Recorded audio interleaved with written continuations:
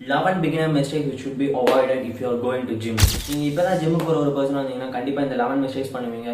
So நானும் ஸ்டார்டிங்கில் gym போகும்போது என்னென்னா இதுலேருந்து ஒரு 3 to 4 மிஸ்டேக்ஸ் பண்ணிட்டு தான் இருந்தேன். இதெல்லாமே எனக்கு முன்னாடியே தெரிஞ்சிருந்தா கூட நான் இப்போ கிடைச்ச ரிசல்ட்ஸ் வந்து நான் முன்னாடியே கொண்டு வந்திருக்க முடியும். ஸோ இந்த மிஸ்டேக்ஸ் எல்லாம் நீங்களும் அவாய்ட் பண்ணால் தான் உங்களோட weight gain, weight loss or muscle building எதுவாக இருந்தாலும் உங்களால் பண்ண முடியும். ஸோ இதெல்லாத்தையும் தெரிஞ்சு வச்சுட்டு நீங்களும் பண்ணாமல் இருங்க.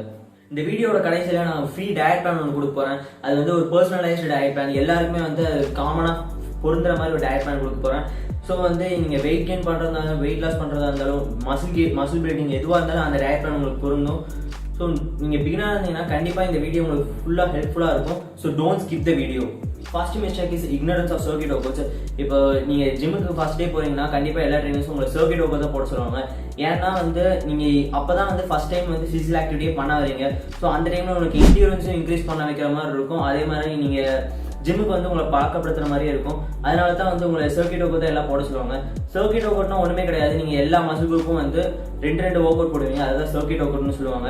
நீங்கள் இன்கேஸ் நீங்கள் வந்து ஜிம்மில் ட்ரைனரே இல்லாத ஏதாச்சும் ஒரு ஜிம்முக்கு போறீங்கன்னா கண்டிப்பாக நீங்கள் சர்க்யூட் ஒர்க் தான் போட்டாகணும். அதை விட்டுட்டு நீங்கள் 5 kg 10 kg தம்பிள்ஸில் எடுத்து செஸ்ட் ஷோல்டர்ஸ்லாம் நீங்கள் போட்டுருந்தீங்கன்னா கண்டிப்பாக உங்களால் அடுத்தலாம் எந்திரிக்க கூட முடியாது.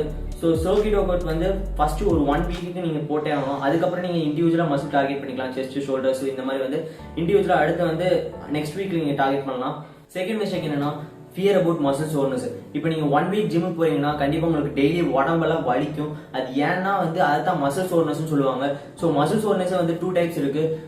Delayed onset muscle soreness and acute muscle soreness சொல்லுவாங்க. அக்யூட் மசில் சோர்னஸ்னா என்னன்னா நீங்க ஒர்க் அவுட் பண்ணி முடிச்சோன்னே உங்களுக்கு வலிக்குதுன்னா அதான் அக்யூட் மசில் சோர்னஸ் சொல்லுவாங்க. அதுக்கப்புறம் வந்து ஒர்க் அவுட் பண்ணி முடிச்சோன்னா ஒரு 12 to 48 ஹவர்ஸ்க்கு அப்புறம் உங்களுக்கு வலிச்சதுன்னா அதான் டிலேட் ஆன்செட் மசில் சோர்னஸ் சொல்லுவாங்க.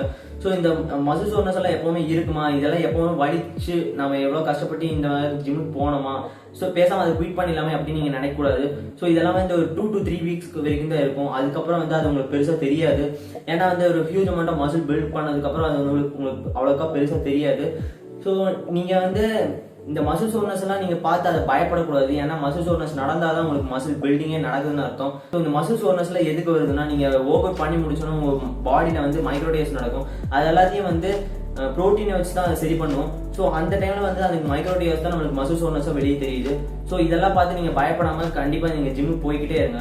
தேர்ட் மிஸ்டேக் என்னன்னு பார்த்தீங்கன்னா ஃபியர் அபவுட் பல்கிங். இப்போ நீங்கள் ஃபர்ஸ்ட் டைம் ஜிம்முக்கு போறீங்கன்னா கண்டிப்பாக நீங்கள் வந்து பல்கிங் தான் எல்லாம் பண்ண சொல்லுவாங்க. இப்போ நீங்கள் நார்மலாக இருக்கிற பர்சனாக இருந்தாலும் சரி, இல்லை ஸ்கினியாக இருக்கிற பர்சனாக இருந்தாலும் சரி, உங்களுக்கு பல்கிங் தான் பெஸ்ட் ஆப்ஷன். ஏன்னு கேட்டிங்கன்னா நீங்கள் வந்து இப்போ 1 மந்த் நீங்கள் ஜிம்முக்கு போயிட்டு நீங்கள் ஃப்ளெக்ஸ் பண்ணாலே உங்களுக்கு பயங்கரமாக எல்லா மசில்ஸ் தெரியும். அதுவே நீங்கள் ஒரு பாடி பில்டிங்கோ இல்லை மாடல் அந்த அளவுக்கு நீங்கள் 1 மந்த்ல உங்களுக்கு அந்த அளவுக்கு ரிசல்ட்ஸ் கிடைக்காது. நீங்கள் நார்மலாக இப்போ ஃபர்ஸ்ட் பிகினராக இருந்தீங்கன்னா உங்களுக்கு ரொம்பவே கெயின்ஸ்லாம் பயங்கரமாக தெரியும். அதுதான் வந்து நியூபி கெயின்ஸ்னு சொல்லுவாங்க. ஸோ அந்த டைம்ல நீங்க வந்து வேஸ்ட் பண்ணக்கூடாது. அதை வந்து நீங்க பல்கிங் யூட்டிலைஸ் பண்ணீங்கன்னா அதை நீங்க கட் பண்ணும்போது ரொம்பவே மசில் டெஃபினேஷன்லாம் பயங்கரமா தெரியும். ஸோ பல்கிங்க்கு வந்து பயப்படாதீங்க. நீங்க நார்மலா சாப்பிட்ற சாப்பாடுலயே வந்து 200 கேலரிஸ் எக்ஸ்ட்ரா சாப்பிட்டீங்கன்னா அதுதான் பல்கிங் சொல்லுவாங்க. அதுவே நீங்க ஹை ப்ராசஸ்ட் ஜங்க் ஃபுட்ஸ் எல்லாம் சாப்பிடாம இருந்தீங்கன்னா உங்களால வந்து ஃபேட் பர்சன்டேஜ் கம்மி பண்ணி உங்களால மசில் பில்டிங் கெப்பாசிட்டி இன்க்ரீஸ் பண்ண முடியும். அதுவே உங்களால பல்கிங் வந்து ஈஸியா கொண்டு போக முடியும். ஸோ லாஸ்ட் வீடியோ வந்து பல்கிங் ஃபுல் கைட் போட்டிருப்பேன். அந்த வீடியோ நீங்க மறக்காம போய் பார்த்துருங்க. நீங்க பல்கிங் இல்ல பிகினரா இருந்தீங்கன்னா நீங்க பல்கிங் பண்ணணும்னு நினைச்சீங்கன்னா கண்டிப்பா அந்த வீடியோ ஃபுல்லா பாத்தீங்கன்னா உங்களுக்கு பல்கிங்கான எல்லாமே அதுல கொடுத்துருப்பேன். ஸோ அதை நீங்க மறக்காம செக் அவுட் பண்ணுங்க. ஃபோர்த் மிஸ்டேக் என்னன்னா weight gain, weight loss, food mistake. இப்போ நீங்க வெயிட் கெயின் பண்ணணும்னு நினைச்சீங்கன்னா அதுக்கு வெயிட் கெயினுக்கு தனி டயட் இருக்கு. அதுவே வெயிட் லாஸ்க்கு தனி டயட் இருக்கு. ஸோ நீங்க வெயிட் கெயின் பண்ணும்போது நம்ம வெயிட் கெயின் தானே பண்றோம், நம்ம என்ன வேணா சாப்பிடலாம் அப்படின்லாம் நினைக்கக்கூடாது. நீங்க ஒரு நல்ல கேலரி சர்ப்ளஸ் டயட்ல இருந்தீங்கனாலே உங்களுக்கு வெயிட் கெயின் ஈஸியா அச்சீவ் பண்ண முடியும். அதெல்லாத்தையும் விட்டுட்டு நீங்க ஜங்க் ஃபுட், பீஸா, பர்கர், அப்புறம் பிஸ்கட்ஸ் இதெல்லாம் நீங்க சாப்பிட்டீங்கன்னா உங்களுக்கு ஃபேட் தான் போடுமே தவிர உங்களுக்கு வந்து மசில் பில்டிங் கெப்பாசிட்டி வந்து குறைஞ்சிரும். ஸோ அதுதான் வந்து உங்களுக்கு வெயிட் கெயின் நடக்கும். ஆனால் வந்து அது ஃபேட்டாக தான் போகும், உங்களுக்கு மசிலாக எதுவும் போகாது. ஸோ வந்து நீங்கள் வந்து அதெல்லாத்தையும் அவாய்ட் பண்ணி ஆகணும். ஒரு நல்ல கேலரி சர்ப்ளஸ் டயட்ல இருங்க. அதுவே வந்து உங்களுக்கு வெயிட் கெயினுக்கு வந்து ரொம்பவே வந்து பெனிஃபிட்டாக இருக்கும். அப்புறம் வெயிட் லாஸ் பண்றவங்க, ஸோ நம்ம வெயிட் லாஸ் தான் பண்றோம் அப்படின்னு சொல்லிட்டு டெய்லி நீங்க 1 or 2 மீல்ஸ் எல்லாம் நீங்க வந்து சாப்பிடாம இருக்கக்கூடாது. நீங்க எல்லா மீல்ஸுமே சாப்பிடுங்க. அது எல்லாத்தையும் வந்து லோ கேலரிஸ் ஃபுட்ல சாப்பிடுங்க. லைக் நீங்க ஃப்ரூட்ஸ் அண்ட் வெஜ்ஜீஸ் அதிகமாக சாப்பிடுங்க. அது எல்லாத்துலயும் வந்து கேலரிஸ் வந்து ரொம்ப கம்மி தான். அதுவும் இல்லாமல் உங்களுக்கு ஈஸியாக வயிறு நிரப்பிடும். ஸோ அது எல்லாத்தையும் விட்டு நீங்கள் வந்து ஃபுட்ஸில் வந்து வெயிட் கெயின் பண்ணுறதா இருந்தாலும் சரி, வெயிட் லாஸ் பண்ணுறதா இருந்தாலும் சரி, நீங்கள் வெயிட் கெயின் பண்ணுறது அதிக ஃபுட்ஸும் வெயிட் லாஸ் பண்ணுறதுக்கு ஃபுட்டை நீங்கள் சாப்பிடாம இருந்தாலும் அதனால உங்களுக்கு கெயின்ஸ் எல்லாம் வந்து ஒரு மாற்றம்லாம் கிடைக்காது. ஸோ அதை விட்டு நீங்கள் வந்து calorie deficit and calorie surplus diet follow பண்ணுங்கள். அதுதான் உங்களுக்கு ஒரு பெஸ்ட் ஆப்ஷனாக இருக்கும். ஸோ ஃபிஃப்த் மிஸ்டேக் என்னன்னு பார்த்தீங்கன்னா ப்ரோட்டீன் இன்டேக். ஸோ நான் நிறைய பேர் பார்த்துருக்கேன், எங்கள் காலேஜ் ஜிம்லேயும் சரி இல்லை எங்கள் ஊரில் இருக்கிற ஜிம்லேயும் சரி, எல்லாரும் வந்து டெய்லி மாங்கன்னு ஒர்க் அவுட் பண்ணுவாங்க. ஆனால் அவங்களுக்கு வந்து ரிசல்ட் சுத்தமாகவே இருக்காது. 1 மந்த் ஆகும் 2 மந்த் ஆகும், அவங்க ஈஸியாக ப்ரோக்ரஸ் பண்ணுவாங்க. ஆனால் அவங்களுக்கு ரிசல்ட்ஸ் வந்து கிடைக்கவே கிடைக்காது. அதுக்கு மெயின் காரணம் வந்து ப்ரோட்டீன் இன்டேக் தான். இப்போ ஒரு நார்மலான பர்சனுக்கு வந்து 0.8 கிராம்ஸ் ஆஃப் ப்ரோட்டீன் வந்து பர் கிலோகிராம் பாடி வெயிட் தேவை. அதுவே நீங்கள் வந்து மசில் பில்டிங் ஜிம்முக்கு போகிற ஒரு பர்சனாக இருக்கீங்க, இல்லை பவர் லிஃப்டிங்காக இருக்கீங்கன்னா அது சுத்தமாக பத்தாது. Like 1.5 grams to 2 grams of protein per kilogram body weight உங்களுக்கு தேவைப்படும். ஸோ ஃபார் எக்ஸாம்பிள் இப்போ நான் 58 kgs இருக்கேன், எனக்கு வந்து 85 to 90 grams of proteins வந்து டெய்லி எனக்கு தேவைப்படும். அது எல்லாத்தையும் நான் வந்து கரெக்டாக சாப்பிட்டா தான் எனக்கு வந்து ஈஸியாக மசில் பில்டிங் பண்ண முடியும், நல்லா கெயின்ஸும் தெரியும். ஸோ அந்தளவுக்கு வந்து ப்ரோட்டீன் இன்டேக் வந்து ரொம்ப இம்பார்ட்டன்ட். 6th மிஸ்டேக் என்னன்னா சப்ளிமெண்ட்ஸ். இப்போ நீங்கள் ஃபர்ஸ்ட் டே ஜிம்முக்கு போறீங்கன்னா எல்லாமே வந்து ஜிம் ஃபீஸ் எல்லாம் கட்டி முடிச்சோன்னா ட்ரெயினர் வந்து சொல்லுவாங்க, பர்சனல் ட்ரைனிங் சொல்லுவாங்க, அப்புறம் வந்து சப்ளிமெண்ட்ஸ் சொல்லுவாங்க. சப்ளிமெண்ட்ஸ் எல்லாம் ஆல்ரெடி வாங்கி வச்சுட்டு இதெல்லாம் சாப்பிட்டாதான் உடம்புலாம் வளரும், இல்லைன்னா வளராது அப்படின்னு சொல்லுவாங்க. அதெல்லாம் நீங்க நம்பாதீங்க. நீங்க வந்து அதுல மணி இன்வெஸ்ட் பண்றதுக்கு நீங்க வந்து ஒரு நல்ல டயட்டுக்கு மணி இன்வெஸ்ட் பண்ணலாம். சப்ளிமெண்ட்ஸ்னா என்னன்னா, நம்ம இப்போ ஏதாச்சும் ஒரு நியூட்ரிஷனல் கண்டென்ட் வந்து நம்மளால ஃபுட்ல அச்சீவ் பண்ண முடியலன்னா அப்பதான் நம்ம சப்ளிமெண்ட்ஸுக்கே போகணும். அதை விட்டு ஸ்டார்டிங்லேயே நம்ம சப்ளிமெண்ட்ஸ்க்குலாம் போகக்கூடாது. அது ஒரு ரீசனா இருந்தாலும் இன்னொரு ரீசன் என்னன்னா, நீங்க வந்து இப்போ 90% ஆஃப் தி பீப்புள்ஸ் வந்து 3 monthsலேயே ஜிம் வந்து குவிட் பண்ணிடுவாங்க. அதுக்கு ஃபர்ஸ்ட் எடுத்தோடனே வந்து சப்ளிமெண்ட்ஸ்ல இன்வெஸ்ட் பண்ணணும், அவ்வளோ காசு வேஸ்ட் பண்ணணும். நீங்க வந்து ஒரு 6 to 8 months போனதுக்கு அப்புறம் உங்களுக்கு வந்து மசில் பில்டிங் கெப்பாசிட்டி இம்ப்ரூவ் பண்ணணும், அதுக்கப்புறம் இன்னும் வந்து அதில் பாடி பில்டிங் இந்த மாதிரி எல்லாம் சேஸ் பண்ணணும் அப்படின்னு நினைச்சீங்கன்னா அப்போ வந்து சப்ளிமெண்ட்ஸ் யூஸ் பண்ணுங்க. அந்த டைம்ல தான் உங்களுக்கு ரொம்பவே பெனிஃபிஷியலா இருக்கும். 7th மிஸ்டேக் என்னன்னு பார்த்தீங்கன்னா ஈகோ லிஃப்டிங் அண்ட் கம்பேரிங். இப்போ நீங்க பிகினரா ஜிம்ல ஒர்க் அவுட் பண்றப்போ நீங்க 2.5 kgs யூஸ் பண்ணிருப்பீங்க, ஆனா பக்கத்துல இருக்கவங்க வந்து 7.5 kg or 10 kgs வந்து யூஸ் பண்ணிருப்பாங்க. ஸோ அதெல்லாத்தையும் நீங்க பார்த்துட்டு நீங்களும் அதை ட்ரை பண்ணணும்னு நினைப்பீங்க. அதுதான் வந்து ஈகோ லிஃப்டிங்னு சொல்லுவாங்க. ஸோ அதெல்லாம் நீங்க பண்ணீங்கன்னா கம்ப்ளீட்டா உங்களுக்கு இன்ஜுரி தான் ஆகும். ஸோ நானே வந்து என்னோட பர்சனலா சொல்றேன், நானே வந்து நிறைய கிராம்ப்ஸ் இதெல்லாம் வந்து அடிபட்டு தான் வந்திருக்கேன். நானும் நிறைய ஸ்டார்டிங்ல ஈகோ லிஃப்டிங் எல்லாம் பண்ணுவேன்.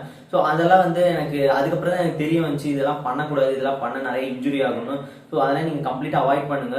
நீங்களும் வந்து 1.5 months அப்புறம் நீங்களும் அந்த வெயிட்லாம் நீங்க தூக்க தான் போறீங்க. ஸோ இப்போதைக்கு அதெல்லாம் வேண்டாம். நீங்க பிகினரா இருக்கும்போது அந்த வெயிட்லாம் நீங்க தூக்காதீங்க, அதெல்லாம் உங்களுக்கு சேஃப்டியே கிடையாது. நீங்க ஸ்டார்டிங்ல 2.5 kg அப்புறம் 5 kg இந்த மாதிரி ப்ரோக்ரஷனா ஓவர்லோட் பண்ணிட்டே போங்க. அதுதான் உங்களுக்கு வந்து ஒரு பெஸ்டான ஆப்ஷன். அதுதான் நீங்க வந்து ட்ரையும் பண்ணணும். அப்புறம் வந்து பாத்தீங்கன்னா கம்பேரிங். இப்போ உங்க கூடயே நிறைய பேர் ஜிம்ல ஒர்க் அவுட் பண்ணிருப்பாங்க. அவங்களாம் வந்து 5 to 6 years நல்லா வெல் ட்ரெயின்டா இருப்பாங்க. அவங்களாம் வந்து நல்ல அமௌண்ட் ஆஃப் மசில் பில்ட் பண்ணிருப்பாங்க. அது எல்லாத்தையும் பார்த்து உங்க கூட கம்பேர் பண்ணிக்காதீங்க. அவங்களோட லைஃப் ஸ்டைல் வேற, உங்களோட லைஃப் ஸ்டைல் வேற. உங்களோட ஜெனடிக் பொட்டன்ஷியல் அளவுக்கு உங்களால ரீச் பண்ண முடியும். நீங்களும் கன்சிஸ்டன்டா இருந்தீங்கன்னா அந்த அளவுக்கு உங்களால மசில் பில்ட் பண்ண முடியும். ஸோ வந்து don't compare your self with others. நீங்க வந்து அதெல்லாத்தையும் பார்த்து நீங்க இன்செக்யூராவோ இல்லை டிப்ரெஷனுக்குள்ளேயே போயிடாதீங்க. நீங்க வந்து உங்களோட ட்ரைனிங் செஷன்லயும் உங்களோட ஹார்ட் ஒர்க்லையும் பிலீவ் பண்ணுங்க, கண்டிப்பா உங்களோட ஈஸியா மசில் பில்ட் பண்ண முடியும். 8th மிஸ்டேக் என்னன்னு பாத்தீங்கன்னா no pre workout. Pre ஒர்க் அவுட்னா நான் எதுவுமே வந்து சப்ளிமெண்ட்ஸ் எதுவும் மீன் பண்ணல. நான் நார்மலா வந்து வெறும் வயிற்றுல ஒர்க் அவுட் பண்றது தான் நோ ப்ரீ ஒர்க் அவுட்னு சொன்னேன். இப்போ டெய்லி வந்து சில பேர்லாம் வந்து டெய்லி காலையில எந்திரிச்சோன்னு வெறும் வயிற்றுல வந்து ஒர்க் அவுட் பண்ணுவாங்க. அப்படிலாம் பண்ணாதீங்க. நீங்க வந்து ஏதாச்சும் ஒரு நல்ல ப்ரீ ஒர்க் அவுட் சாப்பிட்டு வந்து பண்ணுங்க.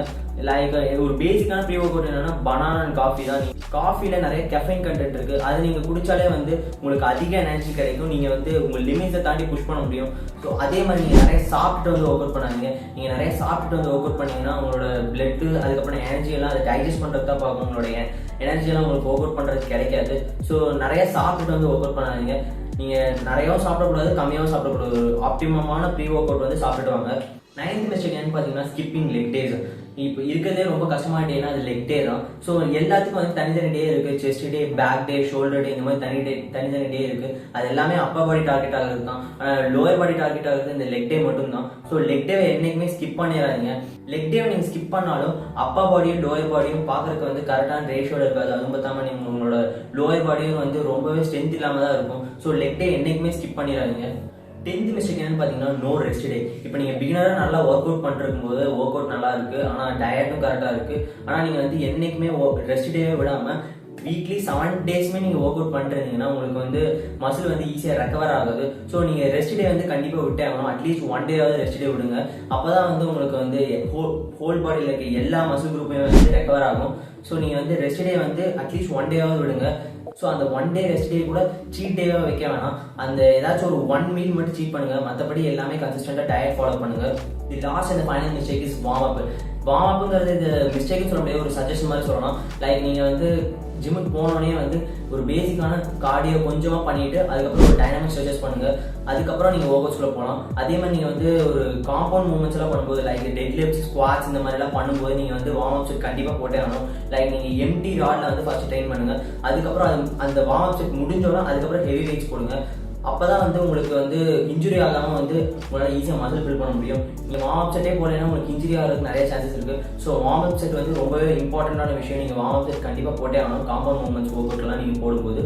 ஸோ நான் ஸ்டார்டிங்கில் டயட் பிளான் பற்றி சொல்லியிருப்பேன். ஸோ உங்களுக்கு பர்சனலைஸ்டு டயட் பிளான் வேணும்னா எல்லாரும் மாதிரி நான் வந்து இது சாப்பிடுங்க அது சாப்பிடுங்கலாம் சொல்ல மாட்டேன். உங்களுக்குன்னு ஒரு தனி ஸ்பெசிஃபைடான டயட் பிளான் வந்து கொடுக்க போகிறேன். லைக் உங்களுக்கு அந்த டயட் பிளான் வந்து உங்களுக்கு மட்டுமே அது ஸ்பெசிஃபையாக இருக்கும். லைக் உங்கள் பேர், உங்கள் ஏஜ், ஹைட் அண்ட் வெயிட் அது தனியாக கால்குலேட் பண்ணி உங்களுக்குன்னு ஒரு தனி ஸ்பெசிஃபைடான டயட் பிளான் வந்து கொடுக்க போகிறேன். அதுக்கு எல்லாமே நீங்கள் பண்ண வேண்டிய விஷயம் என்னன்னா subscribe to my channel and follow my Instagram page. அதுக்கப்புறம் அதில் டிஎம் பண்ணுங்கள்.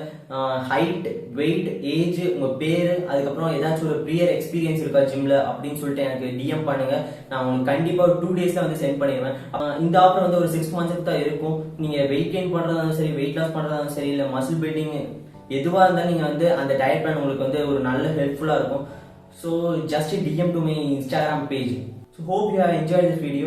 For more fitness related content, follow the page and always push yourself to be stronger.